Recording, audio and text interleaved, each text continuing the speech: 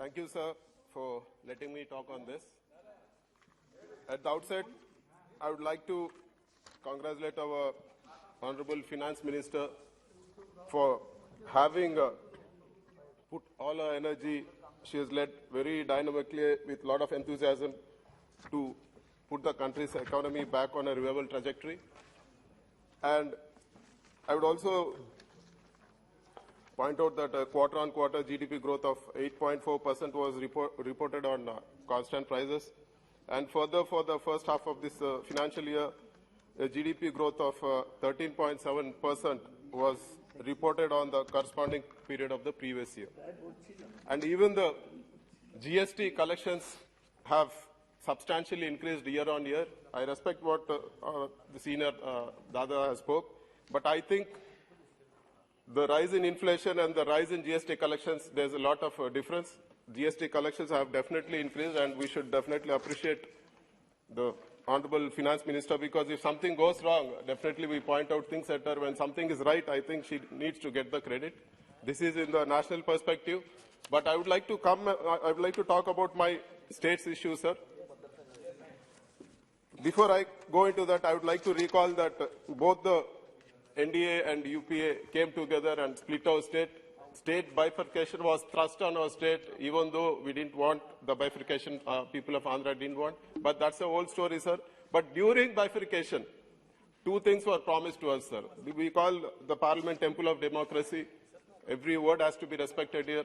The previous Honorable ex-Prime Minister Manmohan Ji and the current Honorable Prime Minister Shri Modi Ji, both of them promise various things, sir. And I think this is one of the few issues where NDA, UPA have come together and without any dispute have they passed this act and they have split the state. So I would like to recall, sir, that special category status was promised to us, sir. I will tell you why it was promised also, sir. Sir, on the day of when the state was split, if you see the state's per capita, state's own revenues, for Telangana it was 15,454 rupees, and for Andhra Pradesh it was 8,979 rupees, sir. There is a huge difference, and we had unviable finances, and special category status was promised, sir, both in the house and off the house, sir. So we demand the government should keep up its word, because we are really worried about the future of our state. We were given unviable finances. We don't have a way out, sir. And even AP Reorganization Act, various promises were made in the AP Reorganization Act, and the tenure of the AP Reorganization Act is for 10 years, and it's almost 8 years which have passed now. There's just 2 years left. There are various promises which have to be fulfilled, sir. Before I go into the details of the AP Reorganization Act things, I would like to tell a story, sir, I mean, if with your kind permission. So once, just to point out the attitude, sir, once there was a great king who wanted to help a state, sir. So he called all his wise men and he said, work out something and you help that state. So the king, once he told this wise men, the wise men sat together. They said, okay, we will give you a painting of a majestic tiger so that you will overcome all your troubles and things. It will be a very valuable asset, sir. So the wise men sat and they said, okay, the tail should not be so long, make it a little bit short. And they said, one other wise man said, so many stripes are not there in most of the tigers, so reduce the stripes. And one more person said, make the ears short.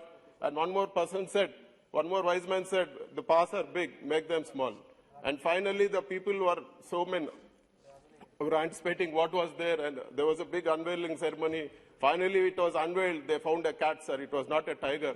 It was a cat. I just want to tell this story because I want to point out the attitude, sir. All the promises made in the AP Reorganization Act, they're finding one way or the other, sir. There were some irresponsible answers, which I don't want to mention the name.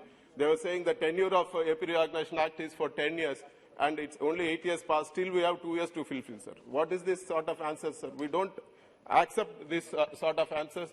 Even Polavaram project, they find n number of reasons saying a lot of funds are blocked. Even the revenue deficit gap, there have been a lot of issues which have been pointed out and not fulfilled. Even Petro corridor, now we've been asked to pay viability gap with thousands of crores upfront for setting up the Petro corridor. Even the backward districts grant, which was promised to us, it is very meager, sir. We were promised in the lines of Bundelkhand package or anything. We don't understand why we are being treated like this, why Andhra Pradesh is being treated in this most pathetic way. So we request, sir, we request the government, we request the Honorable Minister, we request the Council of Ministers, even the Honorable Prime Minister to keep up what they have promised, sir. It's not just the NDA, even the UPS. Sir, I want the attention of the House because both of them promised, both of them split out state, but now things are happening. Now we are not in a very good situation. So we want the government to help us out in this situation, sir. I would like to point out about the Polavaram project, sir.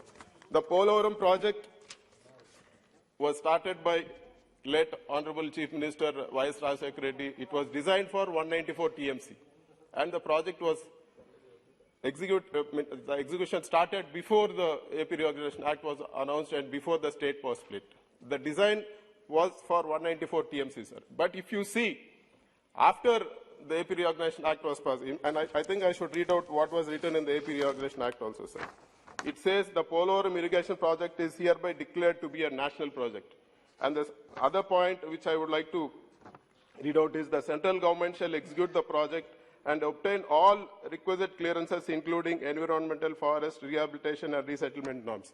Sir, what does this mean, sir?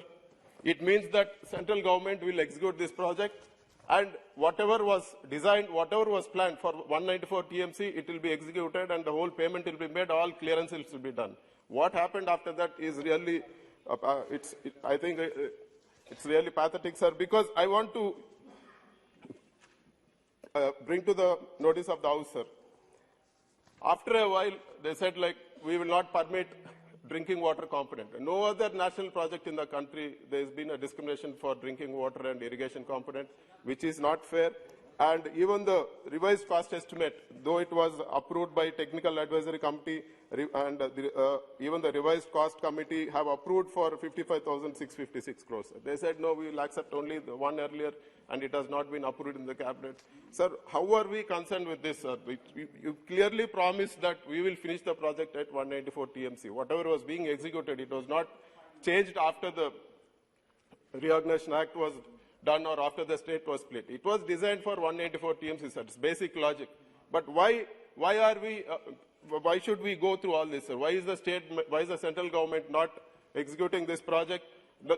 I agree, sir, they have given to the state, but it was done by the NDA, and when TDP was part of them, I don't know what transpired between them, and it was agreed that state will execute, sir.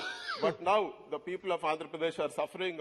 Polavaram project is the lifeline of Andhra Pradesh. Through yourself, I request the Honorable Finance Minister, Madam, kindly permit the water component, Madam, because no other national project there is a discrimination for water component and the irrigation component. So kindly permit this so that the project will not be hampered. And we also request, ma'am, I know you have constraints, it has to go to the cabinet. I also request you to consider sending the revised cost estimate of 55,000 crores to the cabinet so that the project is executed, ma'am. Sir, and I would like to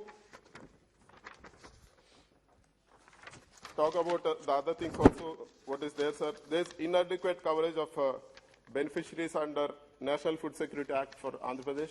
So if you see the national level, 75% of the rural population and 50% of the urban population are covered under targeted public distribution system. But for our state, sir, though our GSDP is much lower than various other states comparatively, we have only 61% of rural population and 41% of urban population covered under targeted public distribution scheme. For example, you compare with Karnataka, Gujarat, Maharashtra, they all have above 75% or 76%, but we have only 60%. So I would like the government to take a note of this and kindly help us out in this. And a request for pending amount of almost 1,700 crores is pending with civil supplies. It's the 10% withheld amounts for the past 6 years. Almost 1,700 crores is pending, and we put several requests for this. And there's one more promise made on the floor of the House. It says that resource gap funding by Government of India for the first year after the bifurcation took place. So even the CAG has audited and given they've pegged it at 16,078 crores, and there was another other things. So the total resource gap for that year was 22,948 crores. But subsequently, they came up with a new concept of a standardized expenditure, and we were permitted only 4,000 crores, 4,117 crores. So through yourself, I request the Honorable Minister and the government, sir, to consider this and help us out. And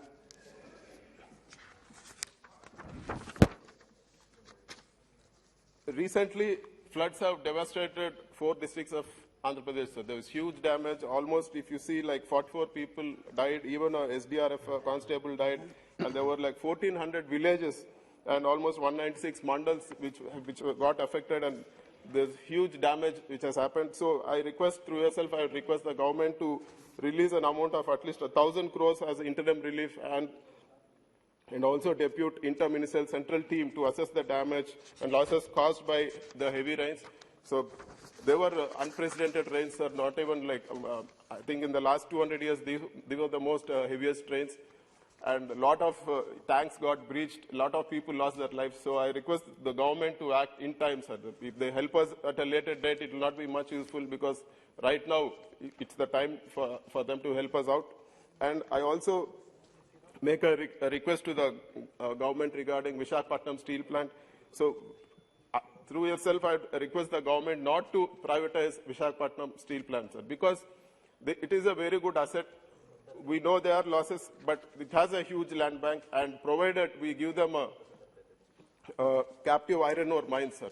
I mean, it is not a loss for the government to give captive iron ore mines to Visakhapatnam steel plant, because when we auction iron ore mines, there is an element of profit for the contractor, and there's a percentage to the government, sir. But when the government allots to Visakhapatnam steel plant, the complete profit is transferred to the government subsidiary. Visakhapatnam is, of course, a government asset, and the valuation of the asset also will go up. We can actually restructure all the finance. I mean, you can do a very good financial restructuring, and I think it will be a very profitable asset, sir. So we request the government to reconsider and not to privatize. Our party demands that the Visakhapatnam steel plant is not privatized, and the government should run the Visakhapatnam steel plant, sir.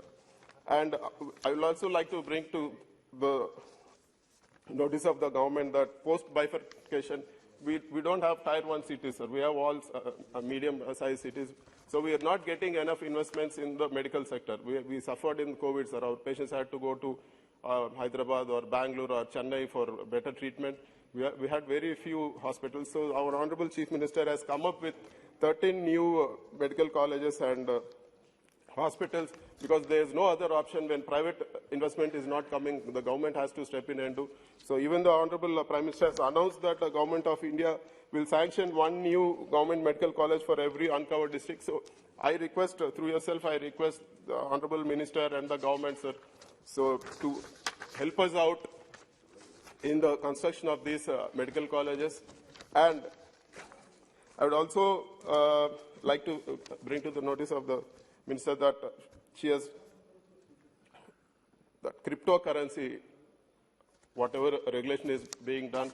I would also know. I'd also like to understand what is the what regulation or what's the government doing to regulate these non-fungible tokens, because it is also it also needs to be regulated. And in the end, sir, I request the government, sir, to increase our MP lads, because MP lads are most effectively used when we go into the constituency. We can help people then and there. We don't need, it cuts down the red tape. So the amount we increase is directly going to go into the, going to help the public, sir. So through yourself, I request the Honorable Finance Minister to consider increasing MP lads. And in the end, I request once again, I request the Honorable Finance Minister, and I request the government, I request even the Prime Minister to be sympathetic towards Andhra Pradesh. Please help us out. We have suffered enough, and the tenure of the AP Reorganization Act is just 2 more years. So kindly help us out. Thank you, sir. Thank you very much. Sri Srikant Sindhe ji.